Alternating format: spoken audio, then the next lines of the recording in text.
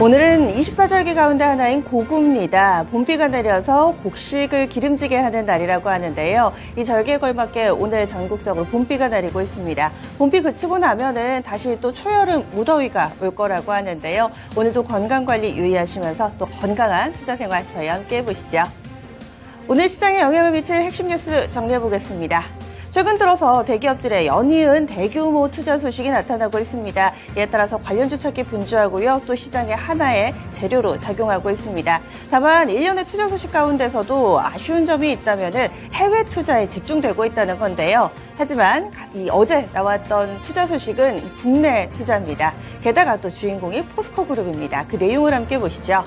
포스코그룹에서는 광양 쪽에 이 4조 원가량의 투자를 발표를 했습니다. 10년간 4조를 들이겠다는 건데요. 어제 한덕수 국무총리가 전남 포스코의 광양제철소를 방문을 했습니다. 이 자리에서 입지 규제 혁신 방안을 발표를 했는데요. 이에 따라서 포스코가 투자를 결정하게 된 겁니다. 그 배경이 있습니다. 예전부터 포스코는요, 광양제철소 앞에 바다 동쪽을 매립을 해서 대규모의 부지를 가지고 있었습니다. 그런데 이 광양제철소는 이 국가산업단지로 지정이 돼 있어서 여기에서는 딱 지정돼 있는 산업 관련된 시설만 들어올 수 있는데요. 이 지역은 철강산업만 가능했습니다.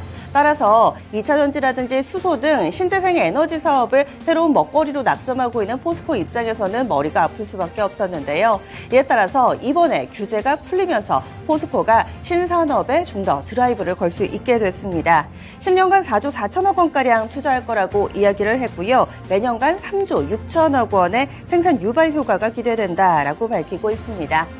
이와 관련된 종목군들 보겠습니다. 포스코그룹 그동안 오른 이유 이 가운데 하나가 또 이것일 수도 있고요. 오히려 재료 노출로 보면서 주가가 밀려 내려갈 수도 있습니다. 관련된 종목군들 연일 급등했던 만큼 오늘장 이 뉴스에는 어떤 반응이 나타날지 체크해 보셔야겠네요.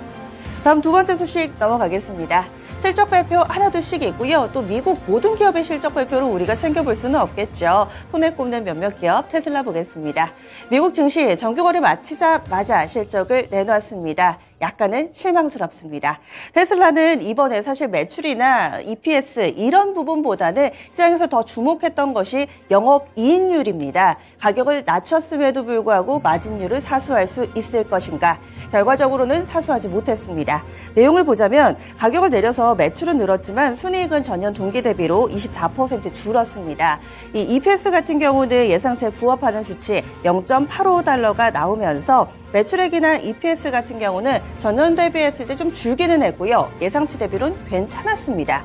문제는 이 영업이익률인데 11.4%를 기록했습니다. 테슬라 같은 경우는 통상적인 완성차 업체보다는 영업이익률, 마진율이 상당히 높은 기업입니다. 보통은 10% 중후반대가 나와야지 정상인데요. 이번에는 11%, 10% 초반대가 나오면서 전년 대비했을 때 7.8%포인트 하락한 수치로 나왔습니다. 테슬라 회사 측에서는 애써 담담한 척 했습니다. 감당할 만한 수준이라고 자평을 했는데요. 이로 인해서 시간의 거래에서는 주가 실망감이 고스란히 반영되고 있습니다. 정규 거래에서도 2% 정도 하락했는데요. 시간의 거래에서 우리 시간으로 참고로 미국의 시간의 거래는 8시 30분에 마무리가 되고요. 현재는 진행형이라고 보시면 되겠습니다. 정규 거래 2.02% 하락, 시간의 거래 추가적으로 5.64% 하락하면서 점차 저점을 낮추고 있는 흐름이 확인되고 있습니다.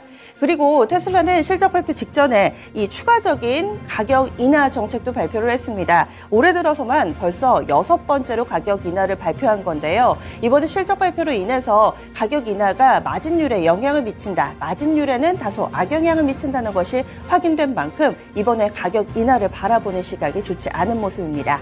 테슬라와 관련된 종목분들 보겠습니다. 물론 2차전지 전반에 영향을 미칠 만한 재료기는 한데요. 직접적으로 영향을 받을 수 있는 테슬라 관련주들 묶어봤습니다. L&F 명신산업, 우리산업과 센트럴모텍, 삼성 SDI 있으니까요. 또 오늘 장중의 움직임 함께 체크해 보시죠. 다음 뉴스 넘어가겠습니다. 우리나라 쪽에서는 당초에 러시아와 우크라이나 전쟁에 있어서 살상 무기는 지원하지 않겠다라는 것이 입장이었습니다. 그런데 이 윤석열 대통령이 이와는 조금은 배치되는 발언을 했고요. 이것으로 끝나는 것이 아니라 러시아의 이 반응 수위가 점차 높아지고 있습니다. 앞서서 윤석열 대통령은 로이터 통신과의 인터뷰에서 만약에 민간인의 대규모 공격이라든지 국제사회에서 도저히 묵과할 수 없는 대량 학살이라든지 이런 것이 발생할 경우에는 이제 군사적인 살상 무기를 지원할 수 있겠다라고 발언을 했습니다. 앞에 전제가 붙었습니다. 이럴 경우에 살상 무기를 지원할 수도 있겠다. 그럼에도 불구하고 러시아 쪽에서는 이것은 반러 행위다라고 이야기를 하고 있고요. 한 차례로 그치지 않고 오늘 아침에 속보를 통해서도 계속해서 나오고 있습니다. 크렘린궁에서는 어떠한 한국의 우크라이나 무기 제공도 반러 적대 행위로 간주한다. 속보를 통해서 전해진 소식이고요. 한반도 상황에 대한 입장에 영향 미칠 가능성을 배제하지 않는다라고 설명을 하면서 계속해서 우리를 압박하는 긴장감의 수위는 점차 높아지고 있습니다. 이 윤석열 대통령의 이런 발언 배경에 대해서 이 전쟁이 끝나고 나서 종전 이후에 우크라이나 재건에 대해 조금 더 지분을 가져갈 수 있는 포석이다라는 해석도 나타나고 있는데요. 이에 따라서 러시아 전쟁 관련주 그리고 재건 관련주 다시 한번 보셔야 되겠습니다. 오랜만에 전쟁 관련된 종목 보겠습니다. 대표적으로 당시의 피해주가 현대기아차 그룹이 꼽혔었죠. 현대차, 기아차 쪽 있고요. 그리고 관련해서 건설, 플랜트 사업 펼치는 삼성 엔지니어링이나 DL-ENC 등의 종목군도 함께 묶이고 있습니다. 우크라이나 재건 관련된 종목도 관련돼 있습니다.